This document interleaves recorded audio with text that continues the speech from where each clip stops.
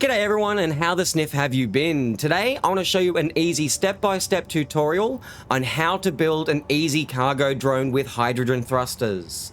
I want to show you everything in between, from building the pad to building the drone, putting the hydrogen thrusters, setting the blocks up and adding the timers. Everything in between. I'm sure you'll learn something, so let's get stuck into it. First of all, get yourself a nice little landing pad that'll have an advanced rotor with a small head attached to it. You're more than happy to get the conveyor ports as well going straight up if you're using an advanced rotor to allow the resource transfer from one base to your drone or whatever build you're actually doing. Make sure you've also got some power, so this is really nice and easy to get from large grid to small grid, which is what we're wanting to do.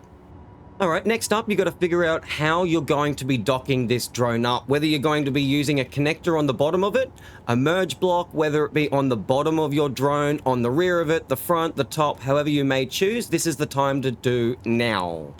Also, you may notice I've got these blocks on the sides, and that's just so I can get rid of this and have access to that port as well as the other three. Let's move on.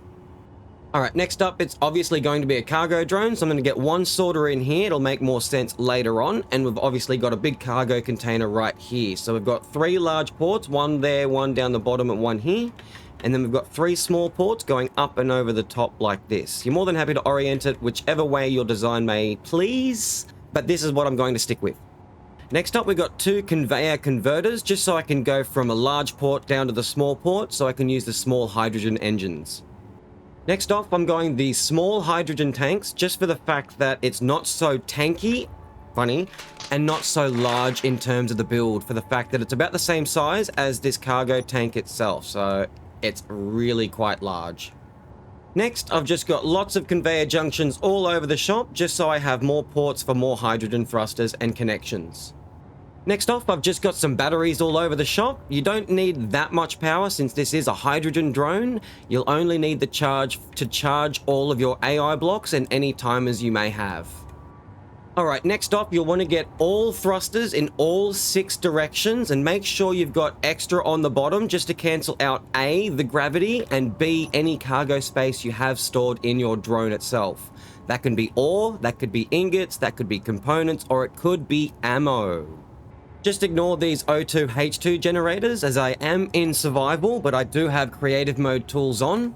Also, quick note, when you are filling your hydrogen drone up and your tanks, as you can see just here, make sure you have all of your thrusters off, as while they're in idle on your base, they are using hydrogen without any actual AI blocks on it itself. Just a good note.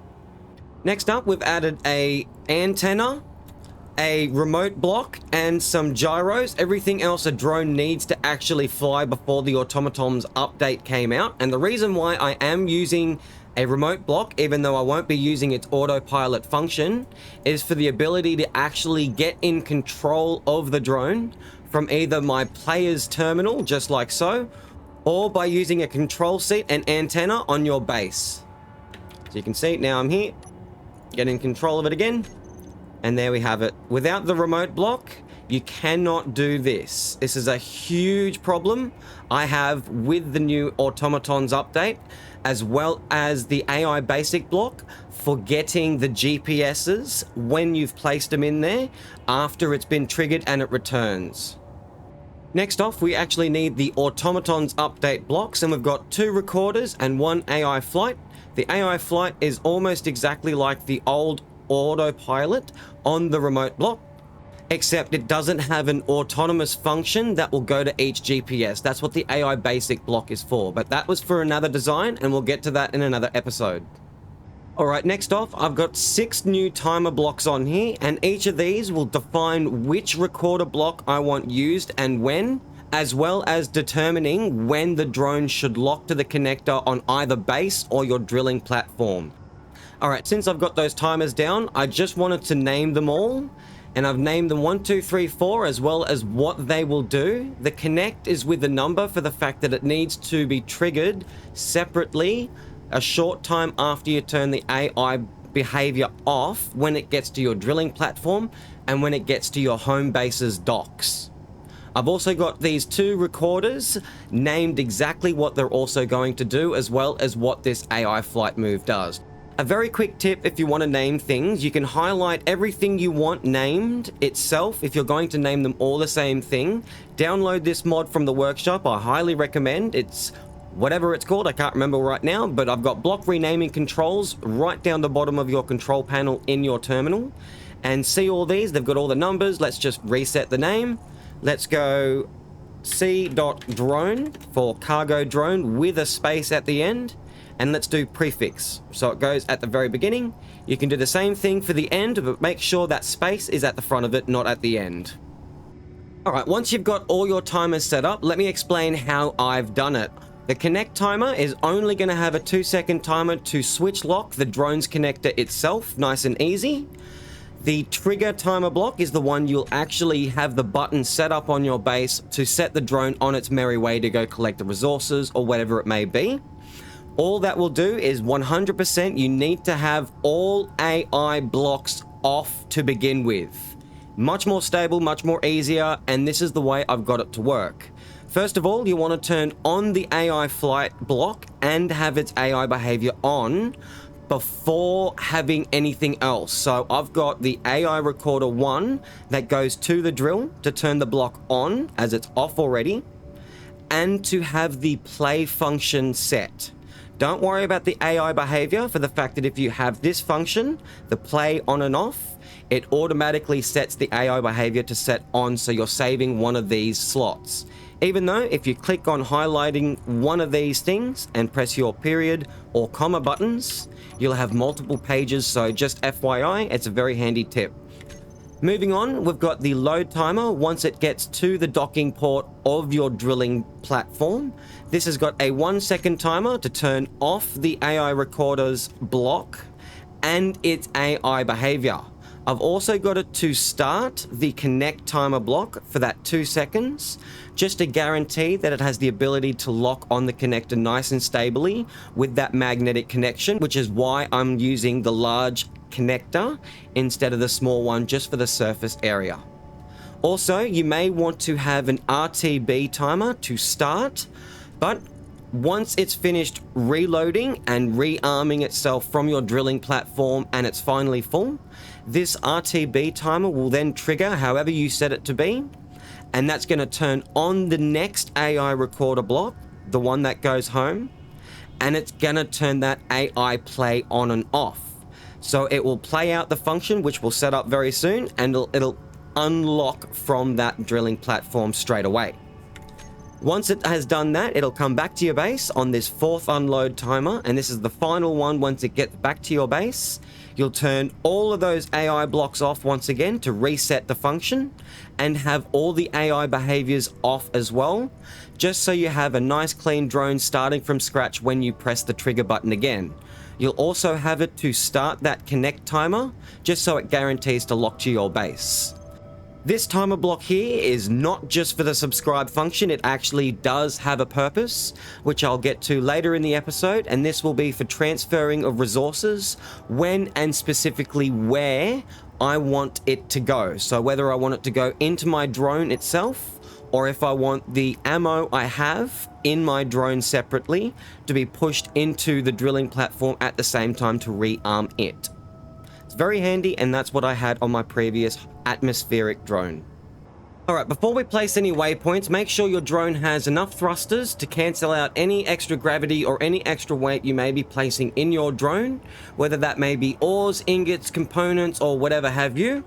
While in control of the drone, you'll also want a front camera and a bottom docking camera, which are very easy to get to while in control of the drone. So an extra little added tip is add your front camera to the assigned camera of the remote control, and that's the only function we'll be using on this. So without that, we'd go into the control of the drone and we wouldn't get put straight into this camera setting. So since I've added those, let's add that view there, and then let's add that view there. And when you're placing the waypoints in your drone itself, and your drilling platform is far away, you can't really follow it with your character by just pressing Control Z. It doesn't quite work that way, and the better way to do it is to have a control seat with an antenna on your base that will extend your player's antenna. So you can actually get in control of that same drone. You notice it won't go into the camera when you're in a control seat. You have to do it manually, like so. Go into page 2, and this is where I'm going to manually add waypoints of those 2 recorder blocks that will have to add 4 waypoints to each. 1 on each docking connector, and then 1 above each of them on the same thing, but in reverse order. So let's do that now very quickly. Let's press button 1 to add 1 waypoint on the 2 drill recorder. Let's unlock from the base, and then let's fly up, say about 100 meters, and then let's get a second waypoint on that first recorder block. Fly on over to your drilling platform, placing whatever many waypoints extra you need, depending if you have a mountain or not in the way. Place your third waypoint right after you make sure your drone is also level when it's above your docking connector of your drilling platform. There we go, there's the third one. We'll want to fly down, magnetize to the docking connector of your drilling platform, and we'll want to place the 4th and final waypoint on that first recorder block. There we go, that first recorder block is now done. Need to place the first waypoint on that second one, and then do the same thing but in reverse. So let's go 100 meters up. Right there, it doesn't really quite matter exactly how high up, just so it's nice and clear of the structure. Place the second waypoint, spin around, fly down to your home dock using the cameras provided, just like so. Once again, make sure your drone's nice and flat before placing the next approach waypoint, and then fly down on that, placing the 4th and final nice and easy waypoint while in control of your drone. So there's that 4th and final. That's all you need to do in terms of setting your drone up and how it will work. So let's connect this one up. The last 2 steps we need to do before we press the button to trigger this on up is we need to set the drone's speed, the minimum altitude, and set both of these values from 45 down to 0, so the nose of the drone won't go down, won't go up, and won't rotate left and right, for the fact that this is horizontal against the surface of the planet, and it would be bad if it was trying to connect while flying down like this or such and such. So now that they've all been set up, we need to go into the recorder blocks to tell the drone what to do when it gets to each of these waypoints. So this is obviously the waypoint where it is right now on your home base's dock. Above your home base's dock, so the approach of your drilling platform, and then on the dock of your drilling platform. When it gets to the dock of your drilling platform, you'll want it to trigger the load timer.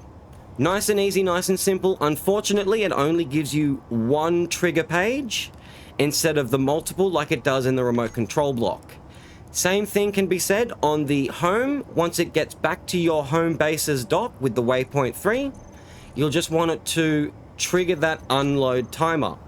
Nice and easy, nice and simple, and that's why I have a connect timer to trigger after 2 seconds. Now, with this RTB, that will get replaced with an event controller. I've just got it set to some random amount, so when it gets to the drilling platform, it won't trigger up straight away. Now that you've got the speed control and everything like that, if you want to get a little bit more complex, on waypoint 1 and 2, the 2 approaches to each of the docks, you'll want to set up the collision avoidance to turn on when it's above your home dock, and then turn it back off again when it's above your drilling platform, because of course your collision avoidance has to be off to dock to the connector. Same thing can be said on the return home, above the drilling platform, to turn that collision avoidance on to stop it running into any mountains or grids, and then turn it back off again when it gets to the approach above your home base. Nice and easy, nice and simple. That is all you need to do. That should be set up nice and easy. Make sure you got the button set up for the trigger, and just save the game, and let's trigger this up for the very first time and see if it actually works as intended. So this will be quite interesting. This may or may not need extra tanks, but we'll find out in the future, as I didn't leave it too long there as I was testing a few things. So it's coming on down onto that fourth and final waypoint, locks up, starts that connect timer to connect it on up. So now we'd have an event controller looking at the cargo space capacity, and we would get it to trigger the RTB timer for it to return back home. So since we've got all that done, let's just trigger that RTB timer for it to return back to your base, and it will go back into the same sequence but in reverse using that second record block. Nice and easy, nice and simple. The next one, or the next iteration of this drone, will include one recorder block if it can be done, and it will have a reverse function on it, so you'll only need one recorder block. It's a little bit more complex, and that'll get to it in the next episode if you're wanting to watch that. So let me know in the comments below. Here we are. It hit that third waypoint, turn that collision avoidance back off again, and you notice one record block is off while only one is on at a time. So here it comes down, and it connects up nice and easy. All right, now that we have a working drone, let's turn it into a functioning cargo drone using that subscribe timer that I've renamed and re-added a lot of stuff to, and let me explain what I've done here. On the bits on the sides, right here and right here, you may notice that these sorters are actually on. The reason why they are on now is because I want the drone at home base to be pushing ores or components, whatever you're using this drone for, into your base. When it gets to your drilling platform, I've got that subscribe timer to trigger, and that's going to turn not only the grouped up of these sorters, one there and one there, to turn themselves off, but I've also got this one here to turn itself on, so when it's at the drilling platform, it's able to pull the resources in through into its own large cargo container. This little mumbo jumbo bit on the back here is one port in the connector split into two. It had to be from the connector on this side of that sorter, so it has full access to your base, but I only want it to drain any of the ammo that is specific to your drilling platform or whatever guns you may put on this drone itself. Having two sorters, one off and one on, will allow me to prefer which one and when I want that resource to be pushed out, as they're on whitelist, on drain all to that 5.56 ammo. And what that's going to do is that when it's at home base, it will allow to pull ammo from your home base into these cargo containers. This one here more in specific.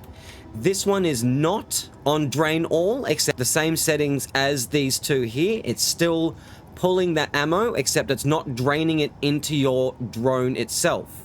It will allow any access to any turret or weapon you have on the top or sides, access to this specific cargo container with its ammo so it can reload itself along its way. Once it gets to your drilling platform, you want this sorter to be turned on and the other to be turned off, so it doesn't have a continuous loop. And you want it to push any of the ammo that is in a storage container, not in a turret or weapon, as it will not pull from that. It will only pull from cargo containers into your drilling platform through this cargo storage right here and down in through. So the way that works very quickly is if we go into the sorter swap that's been renamed from that subscribe, it's 1 second, and it's going to turn on and off both of those two ammo sorters that are on drain all. It's going to leave that third one alone, as I want the turret to have access to ammo at all times. And it's going to turn on and off both of those ore sorters that are on the sides of this drone, as well as the large one above the connector. So when it gets to the drilling platform and triggers this load timer, I've got it set to start the swap timer for 1 second just before it connects to that drilling platform, and the same with the unload timer. It's just set to start that same exact timer. Last thing to do is place that event controller, and let's set it on up nice and easy. So first of all, you'll want to do cargo filled at a percentage equal or greater than 100%. And make sure you add the correct large cargo container from this list here by adding the block. Once you've done all that, we want to go up and select the action on what it wants to do, and we want it to trigger that third RTB timer that we have on the drone, allowing it to return back to base, knowing that the cargo drone itself is full of whatever you're making it fill up with. So with a better stability, we'll go over to the timer blocks one last time, and we'll go to the trigger timer, and we're going to turn this event controller on when we trigger it up, and when it gets back to the base, we want it to turn that event controller off. It just makes it more stable, and it just resets the block looking for another trigger. Now, with all those new blocks added, you should have a working, functional cargo drone with the ability to pull and push resources when it needs to, whether it be at your drilling platform or home base, as well as pull ammo from your home base and push it into your drilling platform, rearming it and rearming the drone itself at the same time. With that all being said, I have also added the command to turn all of these thrusters on when that trigger timer is triggered to send it off on its merry way, as well as turn off all of those thrusters when it gets back to your home base and triggers the unload timer. With that, we've got a new event controller now looking at this cargo drone's cargo container, seeing how full it is, allowing it to return back to your base when it's full or at whatever desired percentage you set that at by triggering that RTB timer. With that all being said, all we need to do is just press the button and watch the magic happen. So as last time, it then turned on the actual event controller as well as the AI record block 1 to allow it to get to your drilling platform. We'll go through all 4 of those waypoints like we did last time and come on down to that drilling platform to connect up. See if I can get a good angle so we can see all these conveyor sorters change at the right time into the right setting of what we need, just like so, and connects up. So not only are we pushing ammo out of here, as you can see, it's dropping down, it's pushing out of here into your drilling platform, as well as pulling in any ores or ingots, whatever you set that sorters out to drain. Once that gets to 100%, the event controller will trigger that RTB timer, just like so, activating the second AI record block and turning off that other one just there that you see, allowing it to return back home nice and safely, as fast as it generally possibly can. Little tip is also add maybe a few hydrogen tanks just to allow it for further trips. So just a little tip for the future. Once it comes on down to your base, it'll then swap everything up like it did last time, and hi-ho silver, you now have all the ores, ingots, components, and transfer of resources that you may ever want. With that all being said, I'd appreciate if you like, subscribe, all that good stuff. Stay sharp till next time. See ya!